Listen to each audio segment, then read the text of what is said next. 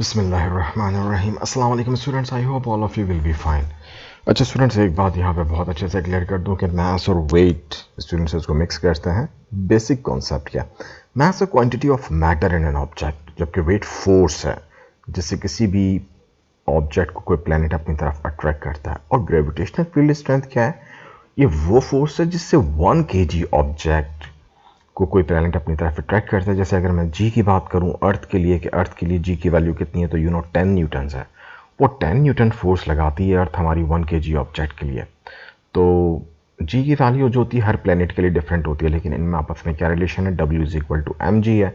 किसी को भी फाइंड करना हो तो आप सब्जेक्ट बना सकते हैं, लेकिन ध्यान से यूनिट्स कन्वर्जन बहुत ध्यान से कीजिएगा। हर प्लैनेट्स की अपनी ग्रेविटी होती है। सन की भी ग्रेविटी है, जुपिटर की भी है, सैटर्न की भी है, यूरेनस अर्थ की आप देख सकते हैं 9.8 न्यूटन पर केजी। लेकिन उस प्लैनेट के ऊपर ये ग्रेविटी कांस्टेंट होती है। हाँ, जैसे जैसे आप हाइट पे जा रहे होते हैं तो प्लैनेट की ग्रेविटी कम होती चली जाती है हाइट पे जाने की वजह से, और स्पेस में जाके ऑलमोस्ट वो हम उसे कहते हैं ऑलमोस्ट ज़ीरो हो जाती है।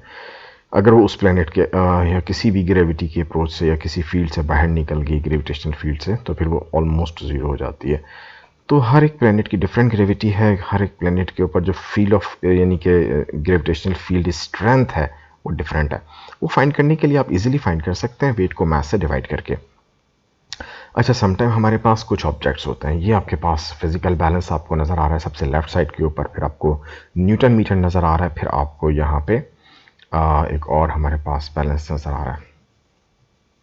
यहाँ पे एक बात मैं आपको बहुत क्लियरली बताना चाहता हूँ। आमतौर पे ये बात है कि जो आपके पास फिजिकल बैलेंस है, जैसे आप देख सकते हैं यहाँ पे आपको लेफ्ट साइड पे नज़र आ रहा है फिजिकल बैलेंस, और मिड में आपको न्यूटन मीटर नज़र आ रहा है। न्यूटन मीटर आपका वेट मेजर करने के लिए यूज़ होता है। अब देखें, वेट दोनों का सेम आ रहा है ना। न्यूटन मीटर के अंदर दो ब्लॉक्स हैं, दोनों का वेट सेम आ रहा है। यहाँ पे आप देख भी सकते हैं 3 आ रहा है। तो भाई वेट सेम होगा और सेम प्लेनेट के ऊपर है तो फिर मास भी सेम होगा, तभी तो वेट सेम हुआ, क्योंकि वेट डिपेंड करता है आपका मास पे और जी की वैल्यू के ऊपर। तो अगर मास सेम है और जी की वैल्यू तो है ही सेम, तो वेट भी सेम हो जाएगा। बेशक वॉल्यूम सेम नहीं होगा। और ये तो है फिजिकल बैलेंस, ये मास मेजर करने के लिए यूज़ होता है। ठीक है जी, यहाँ पे ये भी आपके पास देख सकते हैं एक इंस्ट्रूमेंट दिया हुआ है इन्होंने, ये भी आपका मास मेजर करने के लिए यूज़ होता है। अच्छा, समटाइम क्वेश्चन आ जाता है कि भाई वेट आपने फाइंड कर लिया तो उसको मास में कैसे कन्वर्ट, तो भाई इजीली कन्वर्ट कर सकते हो। उसको मास में कैसे कन्वर्ट करोगे? मास फाइंड करना है तो डब्ल्यू को जी से डिवाइड कर दोगे आप, तो in the simple way you can find the mass. I hope this one will be clear to you. एक बात अच्छी तरह से समझ लें कि आपके पास जो कि इनर्शिया होता है। इनर्शिया बेसिकली मैटर की प्रॉपर्टी होती है कि अगर आप मैटर को मूव करना चाहते हैं तो किसी मास को, किसी ऑब्जेक्ट को मूव करना आसान होता है, किसी को मुश्किल होता है। इसी तरह किसी ऑब्जेक्ट को रोकना आसान होता है, किसी को मुश्किल होता है। तो वो उसके मास पर डिपेंड करती है चीज़। ये प्रॉपर्टी कहलाती है इनर्शिया। बेसिकली इनर्शिया मैटर की वो प्रॉपर्टी है कि मैटर जो है वो अपनी स्टेट में होने वाले चेंज के खिलाफ हमेशा रेजिस्ट करता है। वो अगर जिस स्टेट में उसी स्टेट में रहना चाहता है, तो जो रेजिस्टेंस है उसको ओवरकम करने के लिए आपको फोर्स अप्लाई करनी पड़ती है। अगर वो रेस्ट में आप उसको मोशन में लाना चाहते हो, ऑब्वियसली आप उसके ऊपर फोर्स अप्लाई करोगे ना। तो अगर आप ज़्यादा लेस मैस है तो आपको कम फोर्स अप्लाई करनी पड़ेगी, ज़्यादा मैस है तो ज़्यादा फोर्स। तो इनर्शिया बेसिकली मैस पर डिपेंड करता है। तो अक्सर ये एमसीक्यूज में भी आ जाता है कि इनर्शिया किस पर डिपेंड करता है? मैस पे। अगर आपके पास डेंसिटी फाइंड करनी है तो डेंसिटी फाइंड करने के लिए मैस ओवर वॉल्यूम है। एक बात यहाँ पे मैं आपको अच्छे से बता दूँ, स्टूडेंट्स अच्छी तरह से जहन नशीन कर लें कि density is equal to mass over volume है। लेकिन एक बात का ख्याल रखिएगा कि अगर आप ये कहते हैं कि भाई density is equal to mass over volume है, और मैस आपको मालूम है, मैस मालूम करने के लिए फिजिकल बैलेंस है, वॉल्यूम फाइंड करने के लिए आपके पास बहुत सारी टेक्निक्स हैं। रेगुलर शेप के लिए आप फार्मूला यूज़ करते हैं, इरेगुलर शेप के लिए आप डिस्प्लेसमेंट मेथड यूज़ करते हैं जो मेजरिंग सिलेंडर वाला है। अच्छा, एक बात है, वैसे तो स्पेसिफिक मेटल की डेंसिटी स्पेसिफिक होती है, लेकिन अगर आयरन है तो उसकी मेटल फॉर्म में डेंसिटी और होगी। उसी आयरन को मैं मेल्ट कर दूं तो फिर भाई डेंसिटी चेंज हो जाएगी, बेशक वो आयरन ही क्यों ना हो। हाँ, अलबत्ता मैस सेम रहेगा। क्यों? क्योंकि उसका वॉल्यूम एक्सपैंड होना शुरू हो जाएगा। जब उसका वॉल्यूम एक्सपैंड होना शुरू होगा तो डेंसिटी उसकी कम होना शुरू हो जाएगी। इसी तरह से लेट सपोज आप उसको सॉलिड लिक्विड से गैस फॉर्म में अगर कन्वर्ट करने की कोशिश कर रहे हैं तो मजीद वॉल्यूम ज़्यादा हो जाएगा और डेंसिटी मजीद कम हो जाएगी।